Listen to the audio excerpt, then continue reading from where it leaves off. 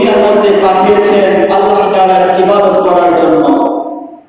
কিন্তু আমরা আল্লাহ তাআলার ইবাদত না করে অনেকে বিভিন্ন খারাপ কাজ করছি। সেটা হতে পারে শয়তানের পড়াশোনায় পড়ে, সেটা হতে পারে দুষ্ট বন্ধুর পড়াশোনায় পড়ে, সেটা আবার হতে পারে দুনিয়ার মোহে পড়ে। বিভিন্নভাবে আমরা খারাপ কাজগুলো করেছি। কিন্তু আল্লাহ তাআলার কথা ছিল, আল্লাহ তাআলা আমাদেরকে পাঠিয়েছে দুনিয়ার মধ্যে আল্লাহর ইবাদত করার জন্য।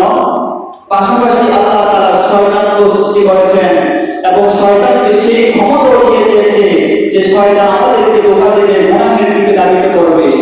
তাহলে শয়তান যদি আমাদেরকে গুনাহের দিকে ধাবিত করে, আমরা যখন নামাজ পড়তে আসবো শয়তান আমাদেরকে ধোঁকা দিয়ে মদের আড্ডাখানার মধ্যে নিয়ে যাবে। যখন আমরা কোরআন তেলাওয়াত করার জন্য ইচ্ছা পোষণ করব, শয়তান আমাদেরকে গানের আড্ডাখানার মধ্যে নিয়ে যাবে, এভাবে বিভিন্ন খারাপের দিকে নিয়ে যাবে। তাহলে কি আমরা এই গুনাহ নিয়ে কি কবরের মধ্যে চলে যাব? আল্লাহ কি এই গুনাহগুলো মাফ করার জন্য কোনো কিছু আমাদের জন্য রাখে নাই? অবশ্যই আল্লাহ তাআলা রেখেছে। আপনি এই গুনাহ নিয়ে যদি কবরে যান, তাহলে আপনার তো জাহান্নাম ছাড়া আর কোনো উপায় থাকবে না। সেই কবরে জাহান্নামের মধ্যে আপনাকে জ্বলতে হবে, যে জাহান্নামের আযাব অনেক ভয়াবহ হবে। 3000 বছর প্রজ্বলিত করা সেই আগুনের মধ্যে আপনাকে দেওয়া হবে। দুনিয়ার আগুন থেকে 70 গুণ বেশি হবে সেই জাহান্নামের আগুন। দুনিয়ার আগুনের মধ্যে আমরা 2 সেকেন্ড হাত রাখতে পারি না।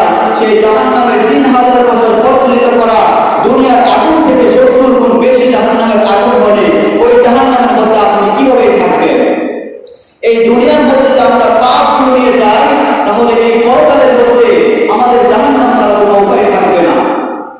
এজন্য রব্বুল আলামিন এবং আমাদের নবী যে জিনিসটা বলেছেন, আপনার পাপগুলোকে মোচন করার জন্য, পাপগুলোকে আপনার আমলনামা থেকে ধুয়ে মুছে ছাই করার জন্য আল্লাহ তাআলা একটি পদ্ধতি আমাদেরকে দিয়েছেন।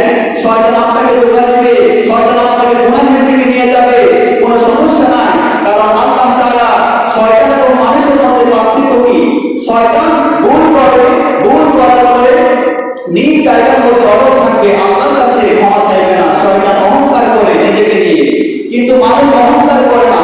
মানুষ যখন ভুল করবে, ভুল করার পরে আল্লাহর কাছে ক্ষমা চাইবে, আল্লাহর কাছে ক্ষমা চাইবে। কারণ শয়তান কিন্তু আল্লাহর সঙ্গে চ্যালেঞ্জ করেছিল, আল্লাহ আপনি এই যে জাহান্নাম 7টি বানিয়েছেন, জান্নাত 8টি বানিয়েছেন, কেন এত বড় জান্নাত বানিয়েছেন কেন? আল্লাহ প্রত্যুত্তরে বলল, শয়তান তুই এমন প্রশ্ন করেছিস কেন? শয়তান বলল, হায় আল্লাহ, আমি তো আপনার বান্দাদেরকে ধোঁকা দিয়ে